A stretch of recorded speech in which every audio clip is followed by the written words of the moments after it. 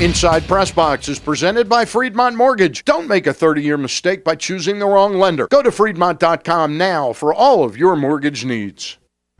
Welcome to another edition of our television show, Inside PressBox, where we take you inside both the pages of our monthly publication and our daily PressBox.com world.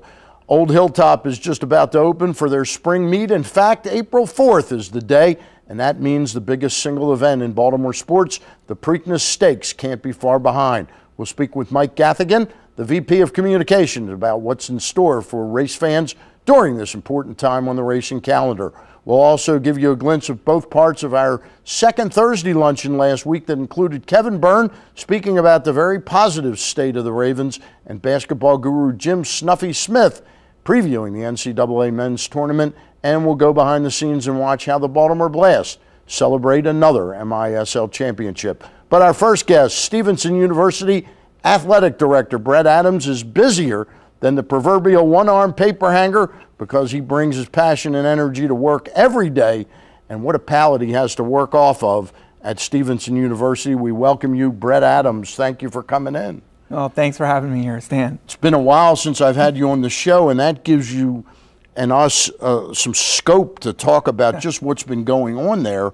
I met you probably 4 years ago, but the last 3 years you've overseen opening a football stadium, introducing a football program, a new gymnasium for basketball and other indoor events, ushered in women's ice hockey, soon to be men's ice hockey, and just the list goes on and on. How much fun are you having at work? Well, I think if you asked anybody as an athletic director that you'd be able to build your second gym, you'd be able to start a football program, launch women's ice hockey. We've just added a whole division of club sports. The men's ice hockey is not approved yet, but that's what our plans are. We wanted the women to be the leaders in this. We're launching women's golf. It's a lot of fun. I mean, professionally in a career, how often do you get to do some of these things? So, yeah, I do have a balance. It sounds like a lot of fun for what you're able to do. You work for a man in Dr. Kevin Manning who really sees the wisdom in how sports can grow a university that was the size when he took over at Stevenson. Well, it has grown tremendously, and there's a lot of other pieces to it besides certainly Dr. Manning's our visionary. Tim Campbell, my direct supervisor, is a financial genius. I mean, in order for us to do some of the things we've done in the economy and what we're going to continue to do, there's a lot of support. And when they talk about what it means to the kids and what it means to the university and what it means to the community, they really get it. I mean, it's really a great place to work. But it's interesting when you do the math. I talked to Dr. Manning a few weeks back, and without going into the dollars to precisely, 200 students different just because of football and the marching band. Yeah. That's a lot of people going to school that might not have been at that university. Well, it's not just the students every day in class, and that it's the experience. I mean, it's the Saturdays, it's the events. I mean, we just started spring football Monday, and the excitement on campus is what's going to happen this next year, and are we going to take that next step? No, it's really exciting. Now, you have men and women's lacrosse teams that are off to phenomenal starts. I know Paul Canabene's team is 6-1, ranked number 2, I believe, in the coaches poll. Women are 5-1.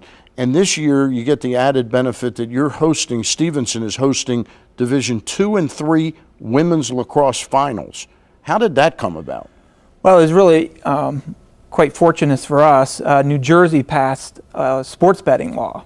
As they passed the sports betting law, the NCAA would not allow postseason championships that are sponsored by the NCAA in their state. Montclair State was supposed to host the championships. And how long had that been in the books? Like 4 years? Yeah, like 3 years. And so New Jersey passes it in the late fall. And so they put it back out to bid. So we bid for it. And so within 3 months, we got the bid. Does that mean New Jersey cannot host even Division I, like Eastern Regionals and things like that? Division I, II, or III in any sport. Fascinating. Tell us about your men's volleyball team. Most people are bragging on their women's volleyball teams. This is kind of backwards a little bit. You've got a top 10 men's volleyball team.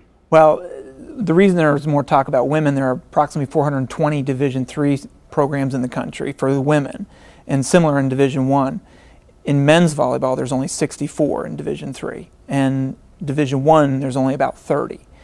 So yeah, we cracked the top 15 earlier in the year, and we've been rolling every week. We're number 9 this week after going out to California and beating NYU in 2 and losing to Santa Cruz in a couple. But yeah, we're number 9 in the nation in men's volleyball, the only NCAA program in the state. Now tell us how women's hockey went the first year. We had Coach Viss on earlier in the year.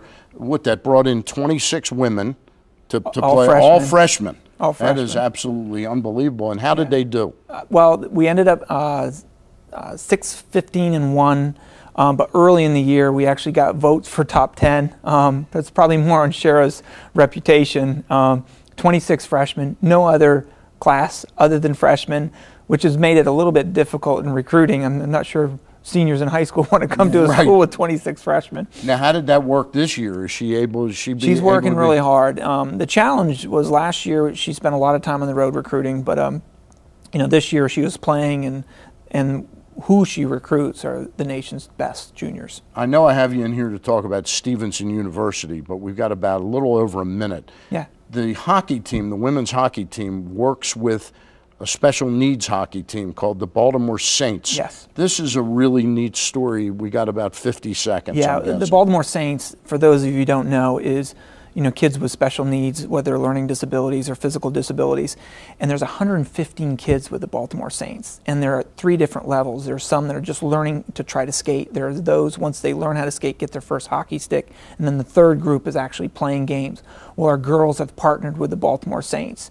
And actually we'll be working with them every Saturday morning to help develop their skills and so on. And it's interesting because I bet the girls, the hockey players from your school, get more out of it in some ways than the kids that are helping. And that's part of the educational process that we want to happen. All right, Brett, many thanks for coming Absolutely. in. Athletic Director Extraordinaire over at Stevenson University. We thank Brett Adams. When we get back from the Mustangs, we'll go to the Ponies. Mike Gathigan of the Maryland Jockey Club, he previews the Pimlico racing season next.